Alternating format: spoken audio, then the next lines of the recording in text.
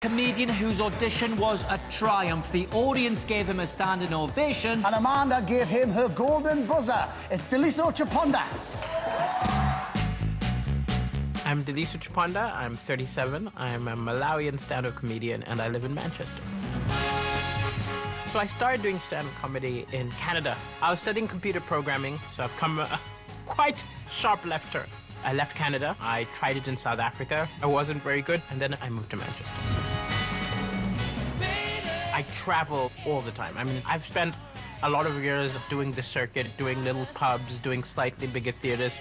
I would like to tour giant rooms, screaming, fans, and just always have an audience for my jokes. Sometimes I think I don't appreciate myself.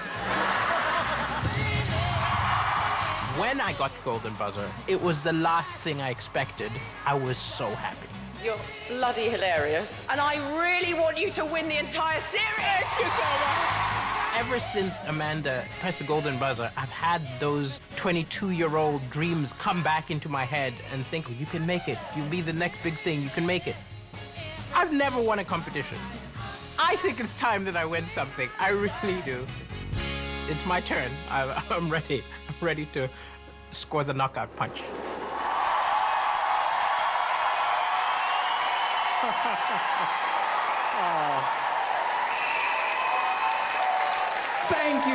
Thank you for that welcome, and thank you, Amanda, for pushing that buzzer. Ever since you did it, my life has been bonkers. People approaching me on the road saying, well done, but the most common question I get is, you're from where? Is it Mali, Maui? It's Malawi. And if any of you don't know where that is, it's where Madonna adopted all the babies from. That's us. Yeah, you're jealous. I do miss my little brother.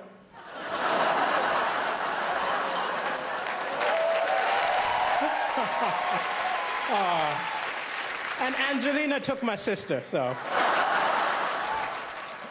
I've been in the UK a while. I was tricked into moving here. I was tricked because I was watching television and I saw an angry guy came on television and he said, oh, these immigrants take all the good jobs, all the good women. I was like, wow, that's what I'm looking for.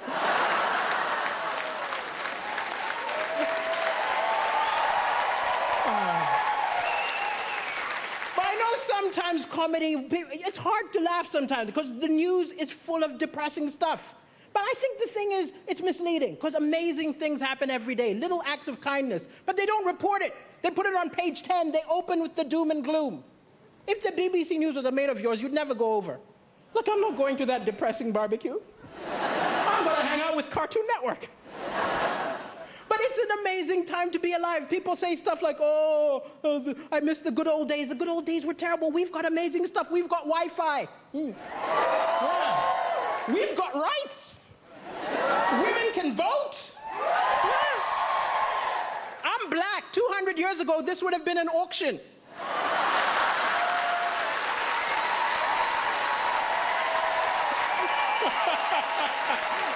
We've come a long way, that's all I'm saying. But even with the doom and gloom, the Malawian press is a lot worse than your press here. I'll tell you. Like, I did the first ever comedy show in Malawi, which isn't an accomplishment. I'm the only stand-up comedian, right? And I called the local press and said, send a reporter. The editor said, why don't you write the review yourself? Huh? You give me some money, I will say we wrote it. I was disgusted by the total lack of integrity in the Malawian press. But wow, that was the best review I ever got. 7 stars! He's a genius! The African Michael McIntyre! But it's crazy I'm on television right now because my ex always felt I wasn't ambitious enough. She always used to be like, you're a comedian, come on, be more ambitious. I said, hey, I'm happy. She said, you're not happy. I said, I think I'm happy. She said, no, be more ambitious. I did not sign up for somebody who's going nowhere. I snapped. I told her, look, you knew I wasn't ambitious the day we met. Of all the women in the bar, I approached you.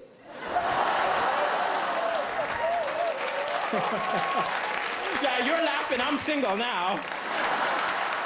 And I am looking for love, I'll admit. I'm looking for love, you know, gotta get that citizenship, you know. But it's hard to date on a budget. I remember going for a date and the woman made a lot more money than me, which isn't a problem. We're in the 21st century, but I was ashamed. I remember the waiter came up, assumed I was going to pay. Put the bill in front of me, I had to go, I'll get the next one. I felt so pathetic watching her pay. I wanted so badly to be part of the transaction. So I just took the change. I don't understand the British. I saw a beautiful British woman looking at a mirror upset. I said, what's going on? She said, can't you see? It's a fat mirror. I said, what do you mean the mirror's fat? She said, this mirror makes me look fatter than I really am. I said, wow, I think my eyes have the same problem.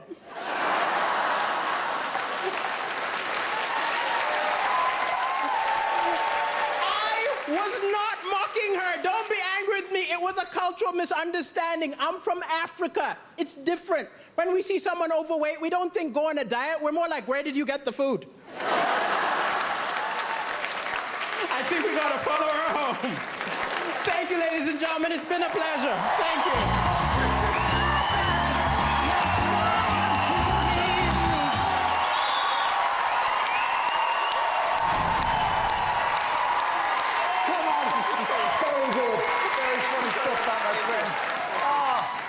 Amanda, are you proud? Deliso, I love you. I'm so thrilled. I have to say, I think that's even better than the first time we saw you.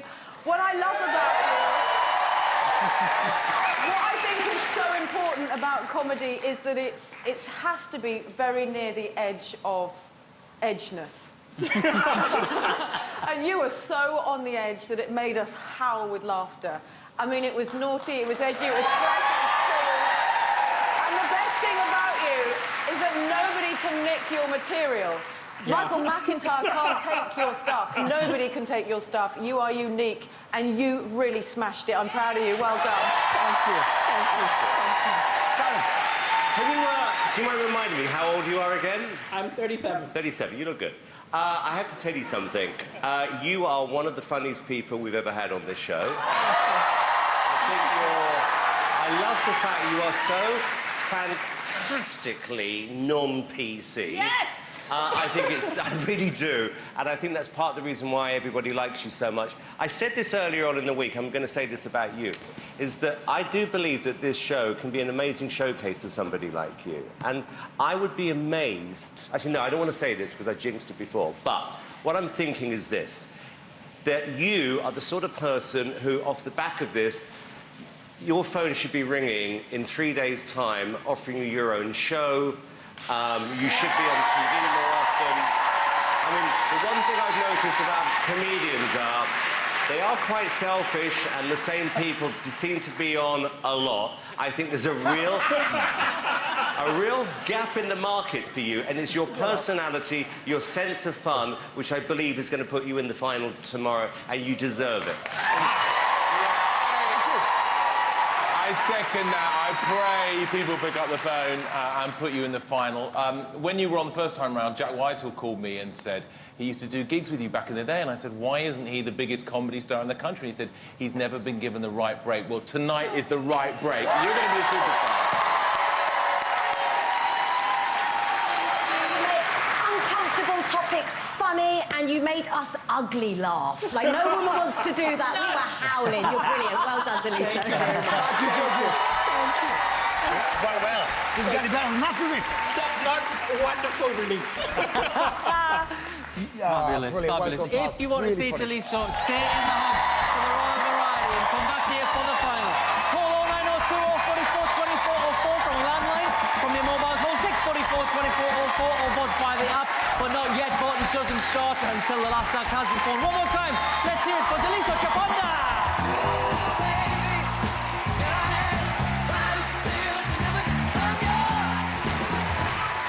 Ah, very funny. Very good indeed. Good. Now, our next act delivered one of the most emotional